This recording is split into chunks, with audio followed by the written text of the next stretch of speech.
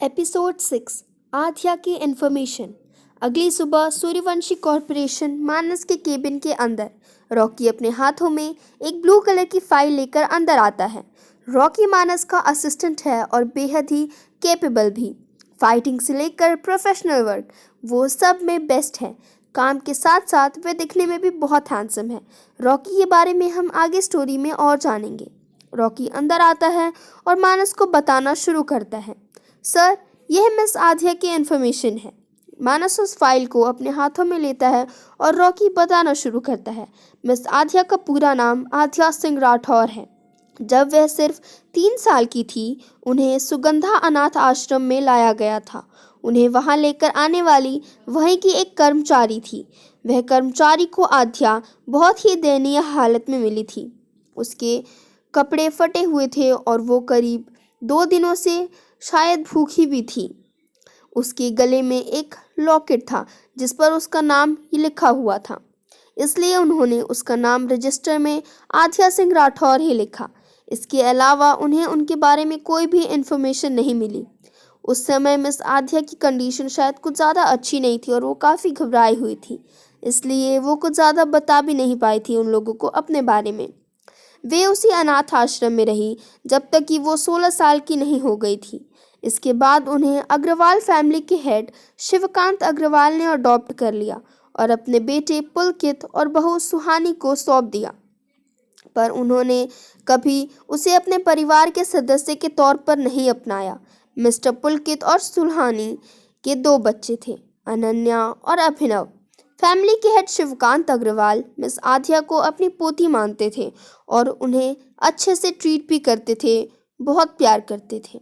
शायद यही कारण था कि सोनाली और अनन्या आध्या को कुछ खास पसंद नहीं करती थी, लेकिन उसका भाई अभिनव आध्या को अच्छे से ट्रीट करता था।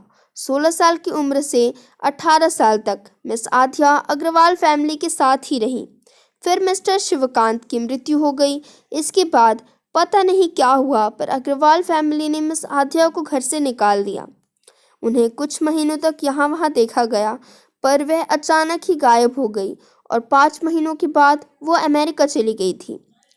अब कुछ 1 हफ्ते पहले ही वो अमेरिका से आई हैं और यहाँ आने के बाद एक फिल्म में एज अ स्टंट डबल काम कर रही हैं जिसका नाम है रोहिणी। उनके साथ अमेरिका में क्या हुआ इसके बारे में हमें अभी तक कोई जानकारी नहीं है, पर उन्हें वहाँ पर मिस्टर राजवर्धन कुलकर्णी के साथ देखा गया है।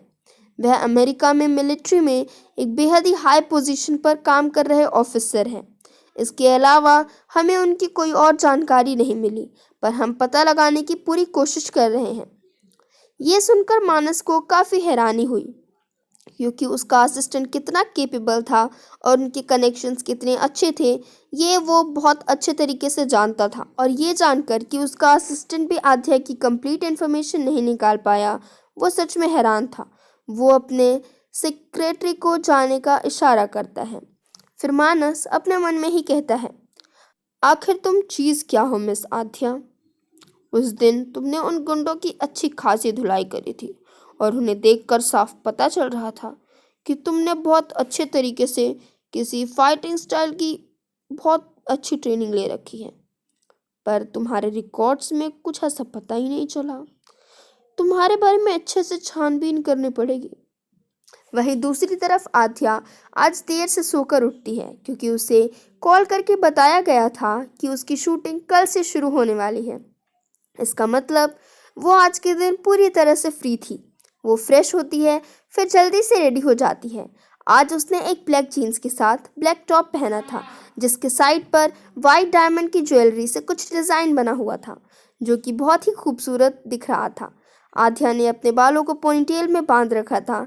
लिप्स पर हल्का सा लिप बाम और ब्लैक हील्स में वो बहुत ही खूबसूरत और क्लासी दिख रही थी। आज आध्या का मूड बहुत ही अच्छा था।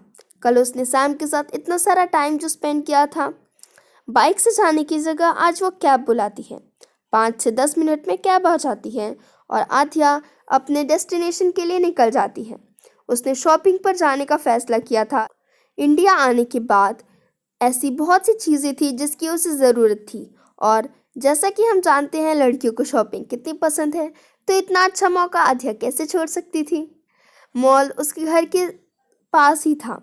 करीब आधे घंटे के बाद आध्या की कैब एक बड़े से मॉल के बाहर आकर रुकती है। उसका एंट्रेंस भी बहुत ही खूबसूरत था और इसे बहुत ही बेहतरीन तरीके से बनाया गया था।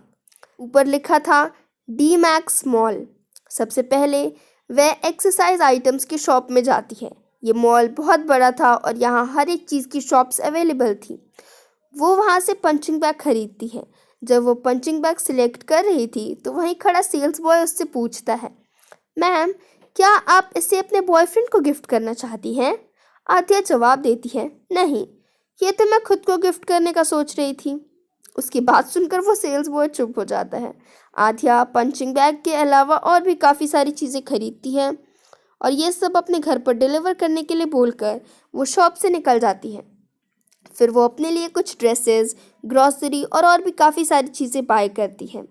वह एक शॉप के पास से क्रॉस कर रही थी कि तभी उसकी नज़र एक बहुत ही प्यारी सी पिंक एंड वाइट कलर की फ्रॉक पर पड़ती है।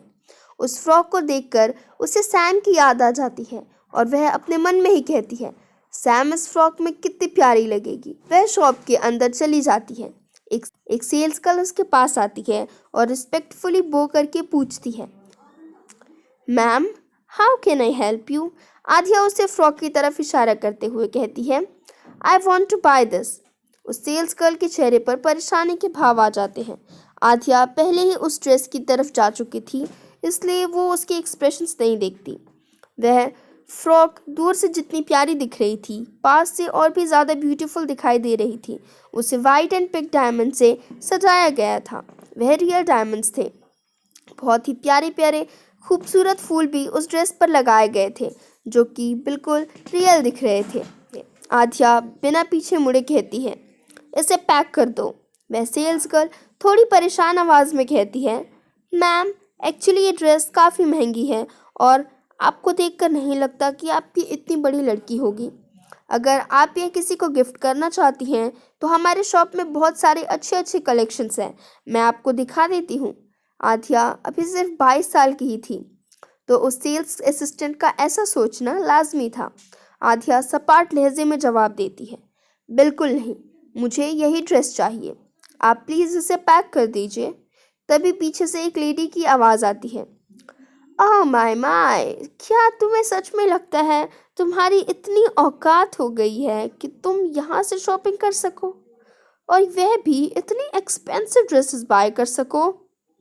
ओह गॉड, प्लीज़ हेल्प मी, मैं अकेले इतना सब हैंडल नहीं कर सकती। आवाज़ सुनकर आध्या पीछे मुड़कर देखती है तो उसे एक जाना पहचाना चेहरा नजर आता है। यह है हिमानी गुप्ता, आध्या की स्टेप सिस्टर अनन्या की फ्रेंड। हिमानी की फैमिली भी शहर की अमीर परिवारों में से एक है। हिमानी एक बेहद ही घमंडी और गुस्से वाली लड़की है। वो आथिया को सिर्फ इसलिए नापसंद करती है क्योंकि वो अनन्या को पसंद नहीं। हिमानी एक लॉयल फ्रेंड है। आध्या की आंखें उसे देखकर ठंडी हो जाती हैं और उसकी आंखों में गुस्सा नजर आने लगता है।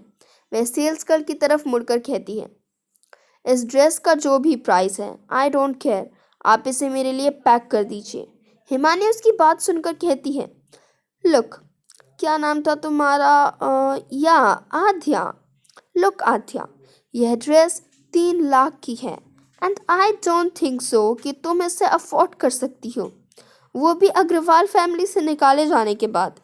यह ड्रेस मैं बाय कर रही हूँ और यह ड्रेस सिर्फ मेरी बेटी शाइना ही पहनेगी। You got it? आध्या उसे इग्नोर करके वहाँ से जाने लगती है। उसे यूं जाता देखकर हिमानी फिर बोलती है, ओह माय माय आध्या, तुम्हारे अंदर तो कुछ ज़्यादा ही एटीट्यूड आ गया है। क्या तुम्हें सच में लगता है कि तुम इतनी आसानी से वो चीज़ खरीद सकती हो जो मुझे पसंद है? यह ड्रेस सिर्फ मेरे लिए है, इसे पैक करो। इतना कहकर वो उस सेल्स असिस्टेंट को घूर कर देखने लगती है। क्या होगा स्टोरी में, जानेंगे नेक्स्ट एपिसोड में। Thank you.